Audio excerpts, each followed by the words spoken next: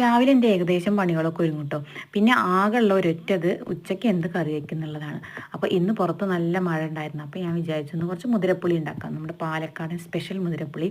അപ്പോൾ ഞാൻ മുതിര വറക്കാൻ വേണ്ടി വെച്ചിട്ടുണ്ട്. പിന്നെ ഒരു ഉള്ളി, ഒരു തക്കാളിയും കുറച്ച് വെളുത്തുള്ളിയും കൂടി അരിഞ്ഞെടുത്തിട്ടുണ്ട് കേട്ടോ. പിന്നെ മുതിര ഒന്ന് വറുത്തതിന് ശേഷം അതൊന്ന് ചൂടാറി. അപ്പോൾ ഞാനത് പൊടിക്കാമെന്നാണ് കേട്ടോ ആദ്യം വിചാരിച്ചത്. അപ്പോഴേക്ക് കറണ്ട് പോയി. അപ്പോൾ ഞാൻ പിന്നെ അത് നമ്മുടെ ചെറിയ വിരലുണ്ടല്ലോ അതിലിട്ടിട്ടൊന്ന് കുത്തിയെടുക്കുന്നുണ്ട് കേട്ടോ. ജസ്റ്റ് ഒന്ന് പൊടിച്ചെടുത്തു. പിന്നെ അത് നല്ലപോലെ ഒന്ന് കഴുകി വൃത്തിയാക്കിയിട്ട് അതിലേക്ക് ആവശ്യത്തിനുള്ള പൊടികളൊക്കെ ഇടണം. പിന്നെ നമ്മൾ അരിഞ്ഞ് വെച്ചിട്ടുള്ളതൊന്ന് ഇട്ട് കൊടുത്തു കേട്ടോ.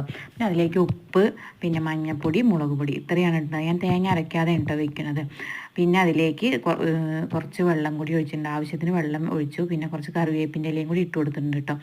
അതൊന്ന് ഒരു 3 വിസിലടിക്കുന്നവരെ ഒന്ന് വേവിച്ചെടുക്കുകയാണ് ചെയ്യുന്നത്. അപ്പോൾ അത് വെന്ത് വന്നപ്പോൾ ഞാനതിലേക്ക് കുറച്ച് പുളിയും കൂടി ഒഴിച്ച് ആവശ്യത്തിന് വെള്ളം വെച്ച് ഒന്ന് തിളപ്പിച്ചെടുത്തു. പിന്നെ അത് ഒന്ന് വറുത്തിടുകയാണ് ചെയ്യുന്നത് കേട്ടോ. അപ്പോൾ അത്രയേ ഉള്ളൂ.